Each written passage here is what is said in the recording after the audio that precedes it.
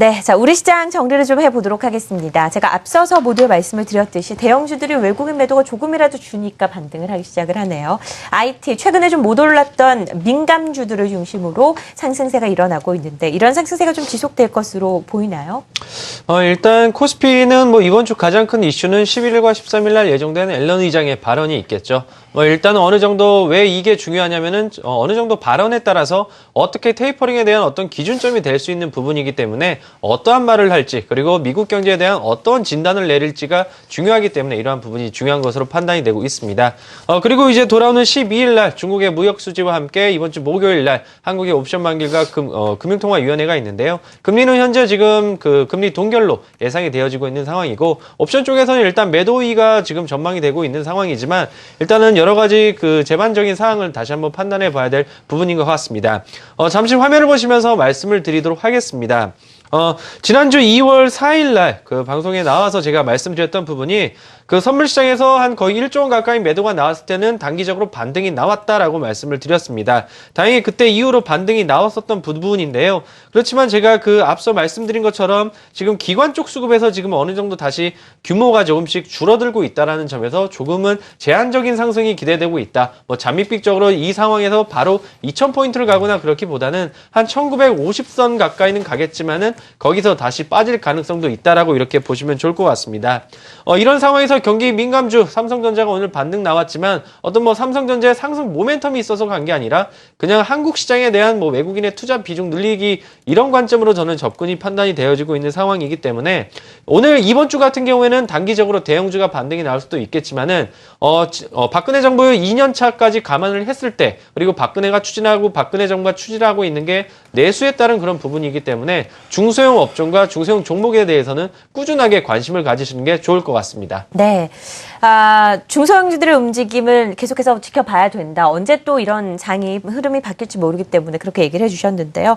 이성훈 연구원께서는 코스닥의 움직임을 어떻게 예상하시나요?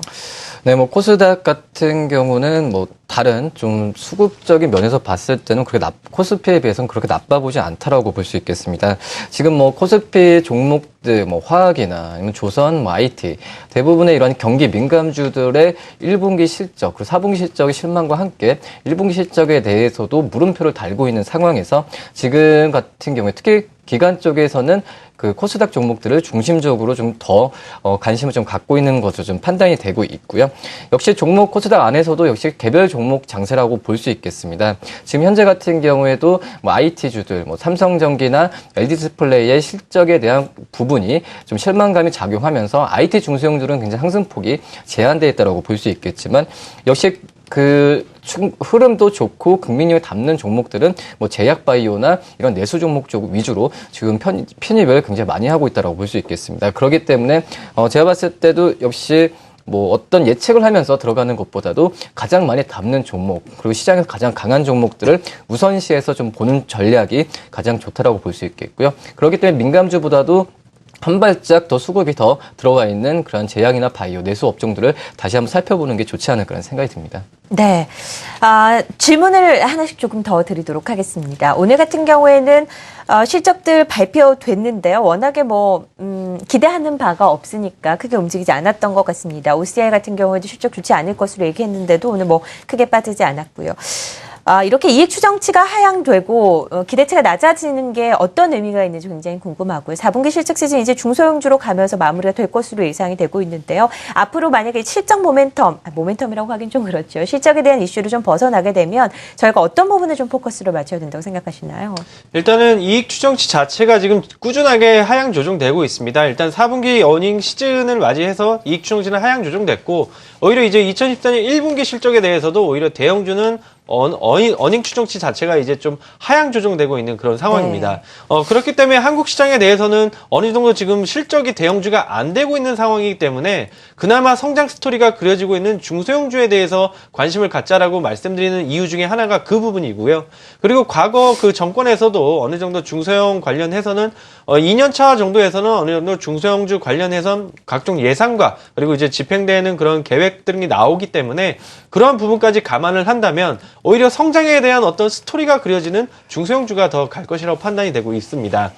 그리고 이제 어느 정도 4분기 어닝 시즌을 끝나고 나서는 이제 아무래도 여러 가지 글로벌적인 그런 경제 이슈에 대해서 할 수밖에 없는 부분이고요. 특히나 한국 같은 경우에는 조금 있으면 이제 김중수 한국은행 총재가 변화하기 때문에 금융시장이 어느 정도 변동에 따라서 금리 부분도 이제 어느 정도 통화 정책 또한 어느 정도 변동될 수 있는 부분이 있는 부분이기 때문에 이제는 대외적인 변수에 조금 더 초점을 맞춰서 보셔야 되지 않을까 싶습니다. 네, 대외적인 변수에 좀 초점을 맞춰야 된다. 뭐 최근에 계속해서 일고 있는 중국과 미국의 경기 둔화 우려, 그리고 이런 정책적인 오늘 발표되는 옐런 의장의 발언 등을 잘 살펴봐야 된다라고 말씀을 하셨습니다. 이성영 의원께서는 어떻게 생각하시나요?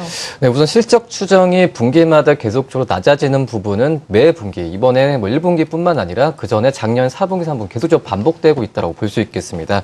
가장 안 좋은 거는 전체적인 어떤 한 몇 개 업종에 뿐만 아니라 전체 업종이 분기 실적이 점점 하향되는 수준이라고 좀 볼 수 있겠고요.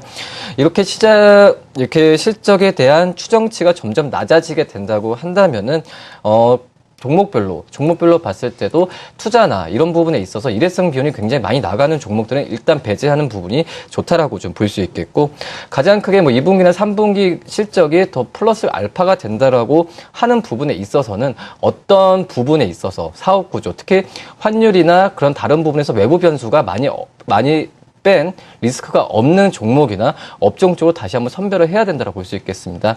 마냥 실적 추정에 대해서 그냥 추정치가 높다라고 해서 접근하는 부분이 아니라 항상 외부 변수에 항상 비껴나가 있는 리스크가 감소하는 종목들, 이런 종목들 위주로 다시 한번 필터링 하는 과정이 꼭 필요하다고 볼 수 있겠습니다. 네, 코스닥 시장의 정리, 그리고 앞으로 어떤 부분을 우리가 좀 지켜보면서 시장에 대한 전략을 세워봐야 되는지 알아봤습니다.